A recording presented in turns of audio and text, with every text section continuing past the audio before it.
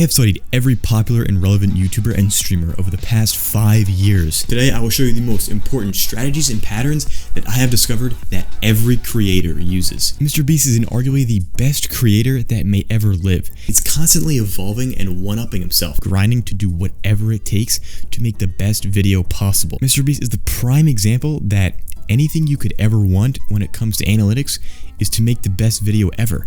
And the way he found this was by improving just one thing every video.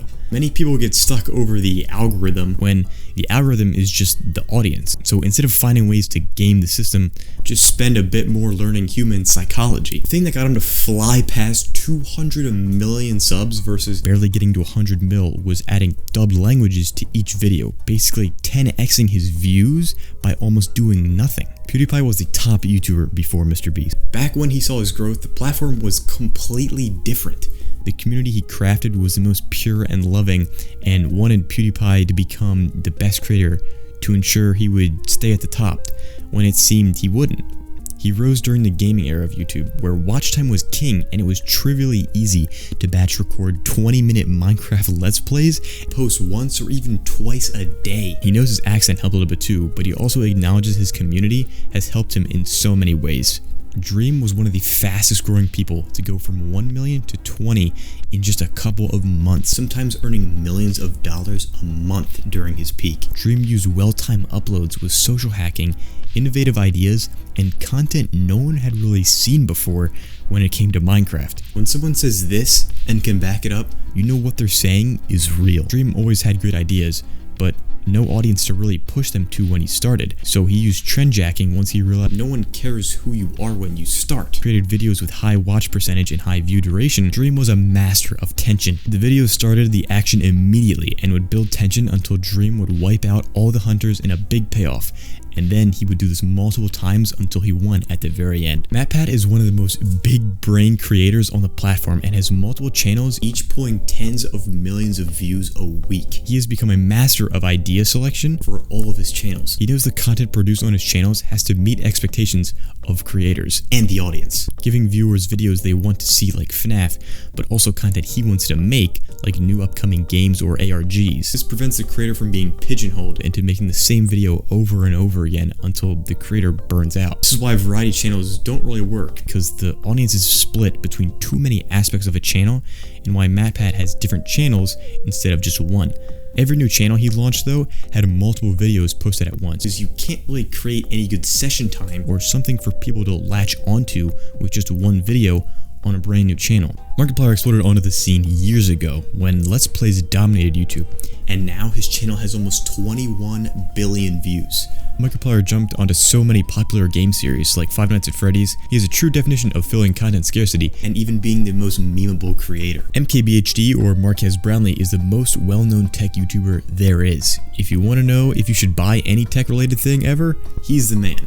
But where did he get this credibility? Well, he built it up over many years, like a decade of years. The main difference back when Marques started was he would post his video of a new product before anyone else, which essentially gave him a captive audience. Over the years, Marques, just like MrBeast, made sure he improved with every video. Marques wanted to create the best videos he could, and the only way to do that for him after so many years was to get the best gear possible, which is why he has a robot camera that costs thousands of dollars.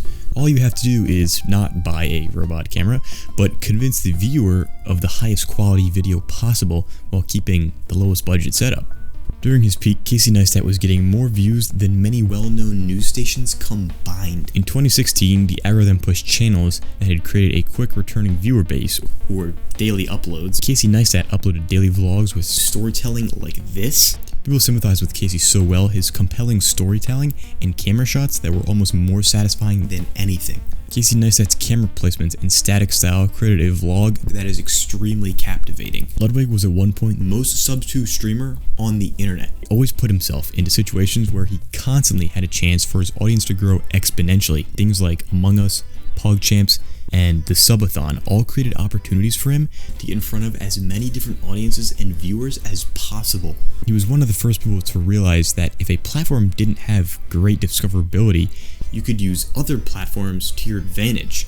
The main control he had over all of his growth was being prepared for when opportunities became a reality. Mark Rober has insane creations in his videos, but he admits he crafts the story around his ideas better than the creations themselves. Most people don't make videos with an end goal purpose or some kind of why. Some people just give away money or create a statue of Technoblade for little reason. But Mark Rober always has some kind of hero's journey in his videos. He also creates some of the most insane thumbnails where he always has the moment right before something insane happens. Ryan Trahan is a new age vlogger, unlike MrBeast, where he doesn't seem like a huge $1 million production.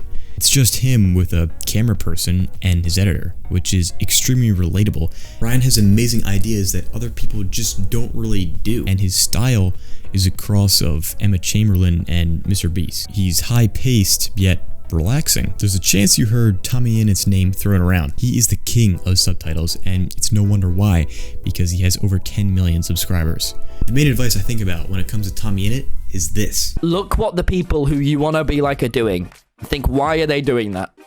And then do it. This could honestly be taken in any way you think, but how I see it is the most successful creators do things on their idea process or video production that puts them ahead of everyone else. What is it that they are doing? Why does it work? And how can I use that to level up my own content? Branding is a huge part of a channel, and the easiest way to use it is in your thumbnail.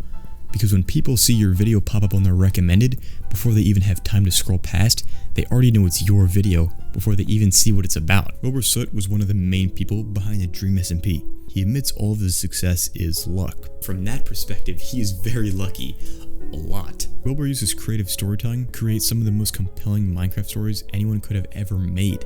He transcends Minecraft from just block game to something that you can create a canvas with. Wilbur used the same tactic to be instantly successful in music as Ludwig did in streaming. Bring your audience from other platforms over to one where it's more difficult to cultivate a community. Padilla is one of the only creators I know who is somewhat pigeonholed into making the same content, but it's still highly successful. He's starting to create slightly different variations of his content, but was able to use social hacking with every video to drive even more viewers. Technoblade was able to become the top creator in one of the most competitive niches on YouTube because he saw it as an advantage as there were more viewers to be had. Even when Techno started, he was grinding out videos for years. He took advantage of new features on YouTube like live streaming and huge events with other creators. Even when Fortnite was taking over Minecraft in 2017, he pretty much stuck with his game and kept going Minecraft until it paid off even better than he could have dreamed. Airrack reached 1 million subs in less than a year by using social hacking with quality content.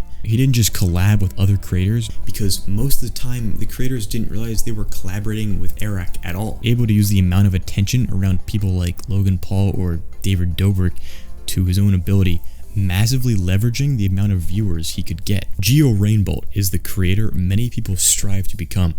Within months, Rainbolt, or Trevor, has learned an insane skill and broadcast it to a diverse audience through genius strategies. Rainbolt is the definition of learning a new skill that people will find fascinating, and people will watch it because it sets you apart from everyone else. It's unfortunate to see what happens to people like Popularmmos after a breakup. He was at one point pulling more views than PewDiePie for months in a row, but eventually that came to an end. People considered Pat's channel to have fallen off due to his divorce years ago, which is not my business to talk to, but we still can learn from it. Keeping your channel and any kind of relationship independent from one another is a great idea, because if something happens, then your community, and more specifically your views, will not be in shock, and your content doesn't have to change. At one point, Neatmike was one of the top Rocket League creators. Before his rise, he was part of the group of people who studied YouTube with MrBeast. He was ahead of the curve on a faster paced editing style when other people still kept in the slower parts of their videos. He figured out a game is like a stage for improv and great moments between people. It was always less about the gameplay